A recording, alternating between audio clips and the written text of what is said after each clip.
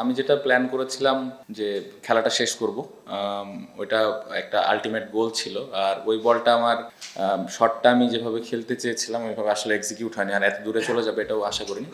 So এই কারণে একটু আপসেট বলবো না, মানে শেষ করে ভালো লাগতো আর কি। সো এই আর কি কারণ ছিল। না ভাই, আমি সবাইকে চার্জ করার চেষ্টা করছি আজকে, পার্টিকুলার কোনো বোলারকে না, কারণ রানটাই এমন ছিল যে শুরু থেকে একটু কিভাবে রানটা আগায় নেওয়া যায় পরিকল্পনাটা ছিল, স্পেশালি পাওয়ার প্লেতে। সো কোনো পার্টিকুলার বলো না, অবশ্যই মাঝখানে আমরা ক্যালকুলেটিভ ক্রিকেট খেলেছি, কোন সময় কাকে একটু রেসপেক্ট দিতে হবে ওটা তো মাথায় ছিল, বাট শুরু থেকে প্ল্যান ছিল যে যত পজিটিভ ব্যাটিং আমরা করতে পারি। না, আমি যতটুকু জানি বিশ্বকাপ টিম তো দিয়ে দিয়েছে, আমি তাই জানি, বাট সেটা তো আসলে আমি মানে এটা নিয়ে আমি চিন্তাও করি না। আমার মূল ফোকাস যে আমি কিভাবে আমি প্রতিদিন ইম্প্যাক্ট রাখতে পারি।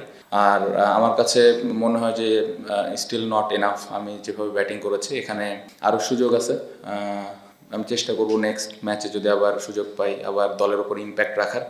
সিলেকশন আসলে আমার কন্ট্রোলে নাই, এখানে কোচ, ক্যাপ্টেন, সিলেক্টররা যেটা টিমের জন্য ভালো মনে করেছেন সেটাই আসলে করেছেন, বাট আমার কাজ রেগুলার পারফর্ম করে যেটা আমি করার চেষ্টা করছি। প্রথমত আমি তো ক্যাপ্টেন না, এটা চিন্তা করার কোনো ওয়ে নাই। আমার কাছে মনে হয় যে শুধুমাত্র এই যে 8-10টা ইনিংস হবে হয়তো, আমি যদি ওভাবে ধরি যারা রান করছেন না, এটা হতে পারে। টি-20তে আসলে ফেলিয়ার নিয়ে খুব বেশি চিন্তা করাটা আমার কাছে মনে হয় না যৌক্তিক। দেখবেন যে একটা ভালো ইনিংস আবার ওই কনফিডেন্সটা ফেরত আনবে। সো যারা রান করছে না তাদের উপরে ওই বিশ্বাসটা আমার মনে হয় যে যারা টিম ম্যানেজমেন্টে আছেন তারা রেখেছেন, এবং আমার মনে হয় না এটা নিয়ে খুব বেশি চিন্তার কোনো কারণ আছে, কারণ টি-20তে ফেলিয়ার আসবে। সো বিশ্বকাপের আগে রান করছে না, কেন করছে না, এত বেশি আসলে চিন্তা করার থেকে আমার মনে হয় পজিটিভ চিন্তা করা ভালো। এবং আপনি যদি আগের সিরিজগুলো, ইন্টারন্যাশনাল বায়োল্যাটারাল সিরিজ যারা ওনারা খেলেছেন তারা কিন্তু খুব ভালো অবস্থানে আছেন এবং বেশ কয়েকটা সিরিজও জিতেছেন। সো ওই কনফিডেন্সটা কিন্তু থেকেই যাবে। সো এটা নিয়ে খুব বেশি আমার মনে হয় না চিন্তার কোনো কারণ আছে।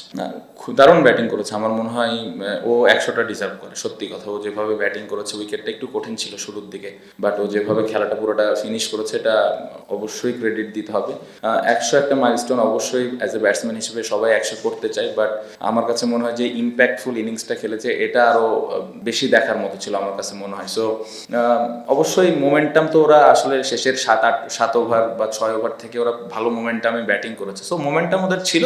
হ্যাঁ, অবশ্যই হৃদয় 100 করতে পারলে অ্যাজ এ প্লেয়ার হিসেবে অবশ্যই ভালো লাগতো, বাট হ্যাঁ, এগেন অপোনেন্ট আমরা তো চাইবই যেন না হয়, বাট খুব দারুণ ব্যাটিং করেছে। প্রথমে বলি, জিসান খুবই আনফর্চুনেট, খেলতে পারতেছে না। ও আসলে টি-20 ফরম্যাটটা যেরকম খেলে এটা খুবই মানে আমি বলবো যে আমার নিজের কাছেই খারাপ লাগছে, কারণ ওকে ওই সুযোগটা করে দিতে পারছি না, কারণ যেভাবে কষ্ট করছে, যেরকমভাবে ব্যাটিং করছে খুব ভালো অবস্থানে আছে, বাট এগেন টিম কম্বিনেশনের কারণে আসতে পারতেছে না। বাট আমি বিশ্বাস করি ওর যদি অপরচুনিটি আসেও ভালো করবে। আমাদের ওয়াসিমের ব্যাপারে এই প্ল্যানিংগুলো অনেক আগে থেকেই ছিল যে আসলে ফারহান চলে গেলে কে আসবে, তো আমরা জানতাম, এবং ওই ট্রাস্টটা নিয়েই কিন্তু আমরা আসলে সাইনিংটা করেছি। অনেক প্লেয়ার পারফর্ম করবে, অনেকে করবে না, বাট ওই বিশ্বাসটা আমাদের আছে যে প্লেয়ারগুলো আমরা সাইন করেছি দলের জন্য ইম্প্যাক্ট রাখবে, যেটা ওয়াসিম খুব ভালোভাবে করতে পেরেছে।